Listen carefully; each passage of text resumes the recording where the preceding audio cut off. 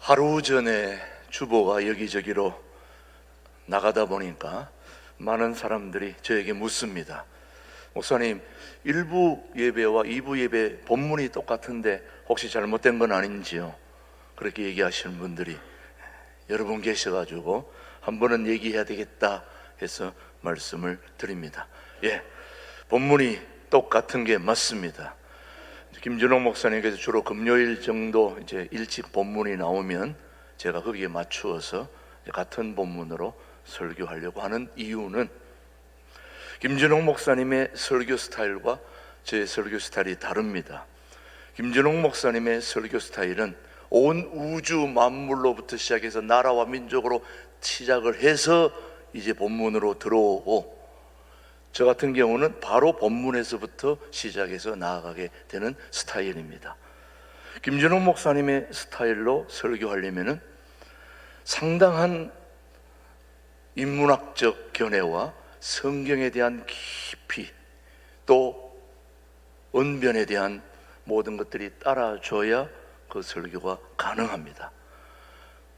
그런데 그렇지 않은 저희들이 그렇게 따라하려다가는 다리가 찢어지기 때문에 저는 제 스타일로 본문에서부터 시작해서 나아가게 되는데, 제가 이렇게 하는 이유는 김준옥 목사님의 설교 스타일에 하다 보니 제한된 시간 안에 또 본문에 대한 여러 가지 또 보충이나 설명, 또 필요한 것들이 있기 때문에 그런 걸 보완하기 위해서, 합력하여 선을 이루기 위해서 같은 본문으로 하게 되는 그 설교 내용들을 같이 맞추는 이유를 여러분이 알아주시면 좋을 것 같습니다. 결국은 우리 모든 성도에게 한 본문을 통해서, 또 같은 본문을 통해서 살아계신 하나님의 은혜와 또 살아계신 하나님의 역사가 여러분들에게 함께 하기를 바라는 마음으로 그렇게 하게 되는 거죠. 그런데 제가 말씀을 준비하면서 놀라운 사실 하나는, 우리 하나님이 어떤 분인가에 대한 것을 깊이 성찰하는 그런 놀라운 은혜가 뭐냐? 우리 하나님은 먼저 위로하시는 하나님이심을 알게 되었습니다. 자, 오늘 본문 이사야서 40장은 절망의 한가운데서 시작되는 하나님의 음성입니다. 이사야서는 총 66장이라는 거 여러분이 알고 계시죠? 앞서 39장까지는 심판과 경고의 말씀이 가득하지만 40장에 이르러 하나님은 전혀 다른 음성으로 말씀하십니다. 그 전까지는 심판과 경고가 가득했는데 40장부터는 내 백성을 위로하라, 내 백성을 위로하라, 그렇게 말씀하고 계십니다. 놀라운 사실은 백성들이 회개하기도 전에, 상황이 회복되기도 전에 하나님이 먼저 위로하신다는 것입니다. 이것이 바로 복음이요 은혜입니다. 오늘 우리의 상황이 회개하기도 전에, 또 회복되기도 전에 우리 주님이 먼저 위로하신다는 사실이 굉장히 은혜요 복음이라는 걸 여러분 아직 잘 몰라서 그렇게 가만히 있는 것 같은데, 오늘 저와 여러분의 상황을 이해해 보시면은, 여러분들이 오늘 여기는 유치부, 아동부, 중고등부, 청년부, 다음 세대 우리 교역자, 또 우리 선생님들 다 같이 예배드리고 있습니다만은, 여러분의 자녀들이 자라는 동안에 뭔가 엄청난 잘못을 저지르고 왔을 때에 그 아이를 매로 두들겨 패고, 그리고 벌 주고, 그래서 그로 하여금 잘못했다고 잘못했다고 고백했을 때 위로하는 것이 좋을까요? 또 효과가 있을까요? 아니면 우리 자녀들이 엄청난 잘못과 실수를 하고 왔는데도 묻지도 않고 따지지도 않고 그냥 안아주면서 위로했을 때 좋을까요? 효과가 있을까요? 전자입니까? 후자입니까? 여러분이 자녀의 입장에서 보면 그냥 묻지도 않고 따지도 않고 안아줬을 때 그때 마음이 녹지 않을까요, 여러분? 또 이렇게 패고 이놈의 자식 이렇게 해서 잘못했을 때 위로해 주는 거하고 어떤 차이가 있을까요? 우리 하나님이 바로 회개하기도 전에, 상황이 바뀌기 전에 먼저 그의 백성들을 위로해 주는 그 하나님이 바로 복음이요 은혜라는 말입니다. 저와 여러분의 삶을 우리 너무나도 잘 알고 있지 않습니까? 우리가 어떤 삶을 살아왔다는 걸 알기 때문에 우리는 우리 하나님이 묻지도 따지지도 않고 우리를 안아주시고 위로해 줬을 때 그 은혜가 너무너무 크게 된다는 말씀이죠, 여러분. 오늘 위로하시는 하나님은, 우리에게 먼저 위로하시는 하나님은 우리 모두에게 어떤 하나님일까요? 저는 첫 번째, 여러분에게 꼭 해드리고 싶은 첫 번째 우리 하나님은 위로의 주체는 하나님이십니다. 오늘 본문 한번 보실까요? 40장 1절입니다. 시작. 너희 하나님이 이르시되 너희는 위로하라, 내 백성을 위로하라. 자, 위로는 환경에서 오는 것이 아니라 하나님께로부터 온다는 사실입니다. 위로는 누구로부터 온다고요? 하나님으로부터. 환경에서 오는 게 아닙니다. 계속해서 우리 하나님이 어떤 하나님인가를 고린도후서 1장 3절 4절 한번 보십시다. 시작. 찬송하리로다. 그는 우리 주 예수 그리스도의 하나님이시요 자비의 아버지시요 모든 위로의 하나님이시며 우리의 모든 환난 중에서 우리를 위로하사 우리로 하여금 하나님께 받는 위로로서 모든 환난 중에 있는 자들을 능히 위로하게 하시는 이시로다. 우리 하나님의 별명이 있다면 위로의 하나님이십니다. 위로의 하나님, 모든 위로의 하나님께서 우리를 모든 환난 중에서 위로하사. 사람의 말은 잠시 위로를, 마음을 달래줄 수는 있지만 영혼을 살리는 위로는 오직 하나님만이 하실 수 있습니다. 여러분의 깊은 영혼의 상처, 깊은 영혼의 아픔, 그거는 하나님만이 하실 수 있는 것입니다. 그래서 하나님은 오늘도 말씀하십니다. 내 백성을 위로하라. 이 위로는 버림받은 자를 다시 내 백성으로 불러주시는 회복의 선언입니다. 그래서 오늘 첫 번째로 우리가 알아야 될 꼭 필요한 은혜는 위로의 주체는 하나님이시다. 하나님이시다. 하나님을 붙들게 되기를 축복합니다. 먼저 위로하시는 하나님은 우리 모두에게 어떤 하나님일까요? 두 번째, 하나님은 마음을 향해 말씀하십니다. 오늘 본문 이사야 40장 2절 말씀 한번 보겠습니다. 무슨 내용인지 시작. 너희는 예루살렘의 마음에 닿도록 말하며 그것에게 외치라. 그 너희에게 때가 끝났고 죄악이 사함을 받았느니라. 그의 모든 죄로 말미암아 여호와의 손에서 벌을 배나 받았느니라 할지니라 하시니라. 지금 첫 번째, 너희는 예루살렘의 뭐에 얘기합니까? 마음에 닿도록 말하며, 마음에 닿도록. 하나님은 겉모습이 아니라 마음에 말씀하시는 분이십니다. 시편 34편 18절은 우리에게 소중한 교훈을 합니다. 시작. 여호와는 마음이 상한 자를 가까이 하시고 충심으로 통회하는 자를 구원하시는도다. 자, 사람들은 종종 말합니다. 괜찮아 보이네? 문제 없어 보이는구나. 그런데 하나님은 그렇게 묻지 않습니다. 괜찮니? 얼마나 아프냐? 물어보지 않고 하나님은 마음의 상처를 먼저 보시는 분이 우리 하나님이십니다. 예수님은 그의 백성들을 만날 때 마음의 모든 걸 다 아시니까 묻지 않고 그냥 안아주시는 분이 우리 하나님이십니다. 우리 하나님은 마음을 위로해 주시는 분이십니다. 먼저 위로하시는 하나님은 우리 모두에게 어떤 사람일까요? 위로는 다시 길을 걷게 만듭니다. 자, 한번 이사야 40장 3절 말씀 보실까요? 시작. 외치는 자의 소리여 이르되 너희는 광야에서 여호와의 길을 예비하라. 사막에서 우리 하나님의 대로를 평탄하게 하라.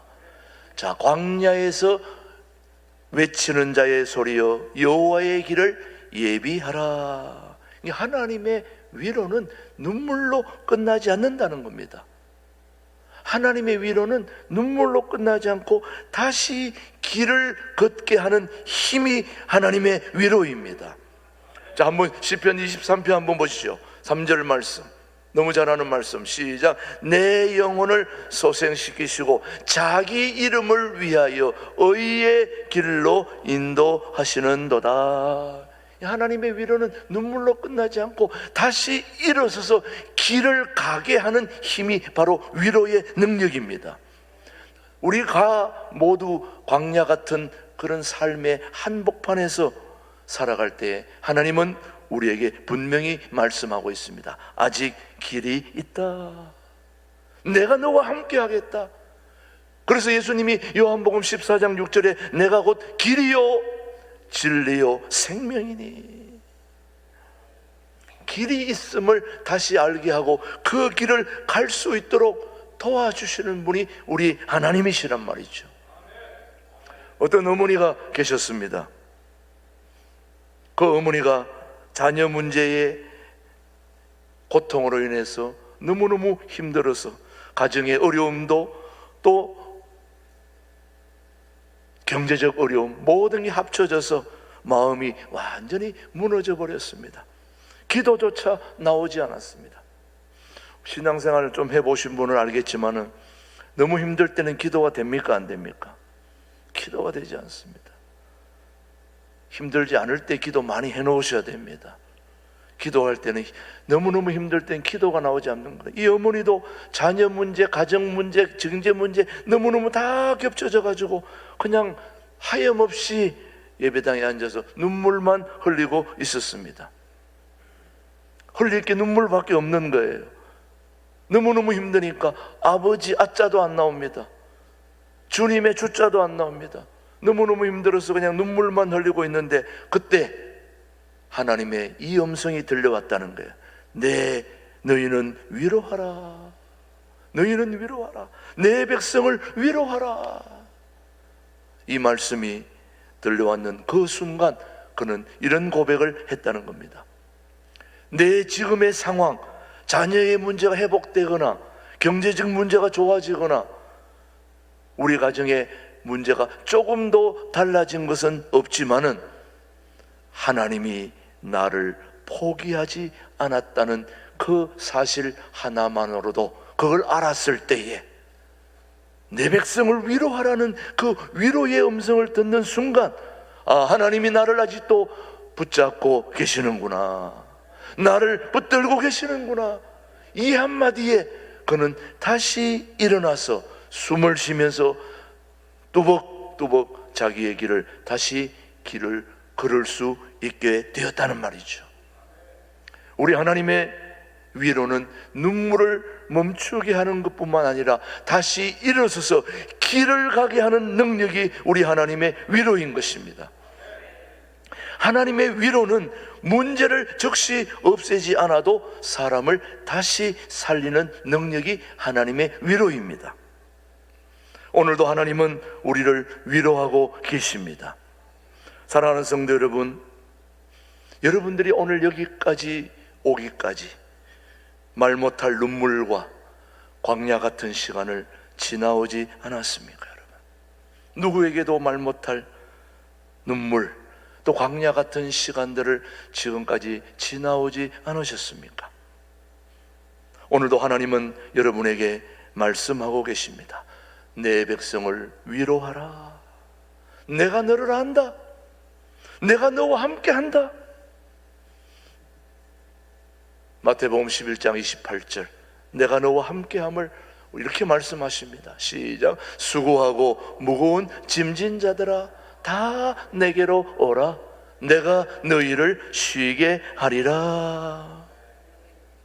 오늘 우리 하나님의 위로는 상황과 현실, 눈에 보이는 걸 따지지 않고 묻지도 않고 먼저 위로해 주시는 하나님의 사랑이 오늘 우리 하나님의 사랑인 것이죠. 그 사랑이 저와 여러분을 덮을 때 우리는 다시 일어날 수 있습니다, 여러분. 저는 해외 목회 20년 동안에 가장 인상 깊었던 내용 중에 하나가 바로 함께 신앙생활했던 권사님의 삶이셨습니다. 그 권사님의 가정과 그 모든 내용을 다 알 수는 없지만은 그래도 그 권사님은 교회의 모든 일들에 솔선수범하셨고 주방에 식사만 식사, 청소면 청소, 바자회면 바자회, 모든 일에 자기 몸이 부서져라 그렇게 뛰어다녔던 그 권사님의 일남 이녀 자녀가 있는데 그 외아들이 미국의 좋은 대학에 입학하러 본토에 간 거죠, 여러분요. 본토에 갔는데 거기서 그 아들이 그만 극단적 선택을 하게 된 거예요. 딸이 둘, 아들이 하나 있는데 몸이 부서져라 해서 열심히 일해가지고 본토에 있는 아들을 열심히 뒷받침했는데 그 아들이 자살을 했으니 그 엄마의 마음이 어떻게 되겠습니까, 여러분? 한번 생각해 보세요. 위로가 있을 수가 없습니다. 위로하러 가도 내가 무슨 위로가 되겠습니까? 그래서 그냥 권사님 손 붙들고 같이 우는 거 외에 말씀이 필요가 없습니다. 무슨 우리가 정상적인 장례에 가서나 설교하고 기도하고 하는 거지, 정말 어려운 상황에 가서는 말씀이고 뭐고 필요가 없습니다. 위로가 되지 않습니다. 자기 외아들이 죽었는데 위로가 뭐가 되겠습니까, 여러분? 너무너무 힘든 상황입니다. 그런데 공교롭게도 또 딸이 둘 남았는데 장녀가 또 차를 140km로 밟아가지고 전봇대를 그냥 들이받아가지고 그 자리에서 그냥 극단적 자살이라고 할 수 있겠죠. 죽었습니다. 자, 외아들 자살, 장녀 자살, 단지 선택. 여러분, 그 상황에 무슨 위로가 필요하겠습니까? 무슨 말씀을 할 수, 제가 단임 목사로서 할 얘기가 없더라고요. 무슨 말을 할 수가 없습니다. 그냥 안고 우는 것밖에, 같이 우는 거예요. 그냥 어떻게 할 방법이 없습니다. 저는 이해가 되지 않았습니다. 하나님, 어떻게 이런 일이 있을 수 있습니까? 믿는 자녀에게. 하나님, 너무하지 않습니까? 이건?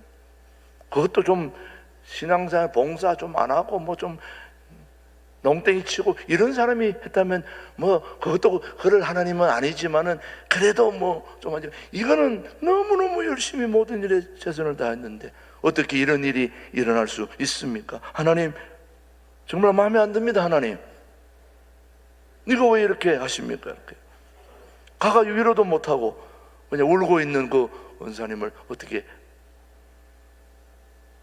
그래서 그냥 방법이 없어요. 저는 그분도 꼭 그렇게 돌아가실 줄, 어떻게 극단적 선택을 하지 않을까 두려워가지고 원사님 힘내라고, 방법이 없습니다. 그랬는데 참 그분이 그 모든 상황을 극복하고 일어섰습니다. 그런데 놀라운 사실은 그 권사님이 일어나서 그 상황을 극복하고 다른 사람들이 누가 돌아가셨거나 어떤 어려움을 당했을 때 그 권사님이 가면은 그분들은 그냥 그 권사님 오는 것 자체만 해도 위로가 되는 거예요. 아유, 저 권사님 생각하면 내 어려움은 아무것도 아니구나. 제가 그때 깨달았습니다. 아, 하나님이 이 권사님을 이렇게 사용하시려고 이렇게 하셨나. 그래도 마음에 안 들지만은, 너무하지만 그래도 하나님, 위로의 하나님이 존재하고 계심을 이 권사님을 통해서 저에게 알게 해주신 겁니다. 모든 위로의 하나님이, 고난 중에 위로의 하나님이 함께 하셨다는 그 말씀이 가슴에 다가오는 거예요. 여러분, 위로의 주체는 하나님이십니다. 사람들은 잠시 상황을 모면하게 할 수 있고 잠시 잊게 할 수는 있지만, 진정한 영혼의 위로는 하나님만이 하실 수 있는 거죠, 여러분요. 그 하나님이 오늘 살아계셔서 2026년 2월 1일 첫 번째 주일, 우리 신광들에게, 모든 교우들에게도 동일하게 역사하시는 위로의 하나님이신 줄 저는 믿습니다. 그 하나님이 오늘도 여러분을 위로하고 계심을 잊지 않고 다시 한번 일어서서 우리 모두 통일한국을 준비하는 길로 다시 함께 갈 수 있게 되기를 주님의 이름으로 축복합니다. 하나님 아버지, 오늘도 주님의 몸된 교회로 저희들을 불러주시고, 하나님은 위로하시는 하나님이심을 말씀으로 깨닫게 해 주신 것 감사합니다. 우리 백성들이 회개하기도 전에, 상황이 회복되기도 전에 하나님이 먼저 위로하시는 복음의 하나님이요 은혜의 하나님이심을 오늘도 알게 해주신 것 감사합니다. 하나님, 위로의 주체는 오직 하나님밖에 없음을 오늘도 알게 해주시고, 환경에서 오는 것이 아니라 하나님께로부터 진정한 위로가 우리에게 오고 있음을 우리 모두 인지하게 하여 주옵소서. 하나님, 모든 위로의 하나님께서 우리를 모든 환난 중에 위로하는 그 위로를 통하여 우리 모든 교우들이 다시 한번 일어설 수 있도록 은혜를 베풀어 주옵소서. 하나님, 우리 하나님은 우리의 겉모습을 보는 게 아니라 마음을 보시는 하나님이심을 믿습니다. 하나님, 우리의 겉모습이 아니라 마음에 말씀하시는 그 하나님, 마음의 상처를 먼저 보시고 위로해 주시는 그 하나님을 신뢰하고 붙잡는 우리 교우들 되게 주여 인도하여 주옵소서. 하나님, 위로는 그냥 아버지 하나님 눈물로 끝나지 않게 하시고 다시 길을 걷게 하는 그 하나님의 은혜의 힘, 능력의 힘이 오늘 우리 교우들을 다시 한번 견인하게 하여 주옵소서. 광야 같은 인생의 한복판에서 우리 주님이 아직도 길이 있음을 다시 한번 알려주시는 그 놀라운 은혜를 잊지 않고 우리 모두 위로의 하나님을 붙들고 다시 한번 우리에게 주어진 길을 꾸닥에 갈 수 있도록 성령 하나님 함께해 주시옵기를 예수님의 이름으로 기도드립니다. 아멘.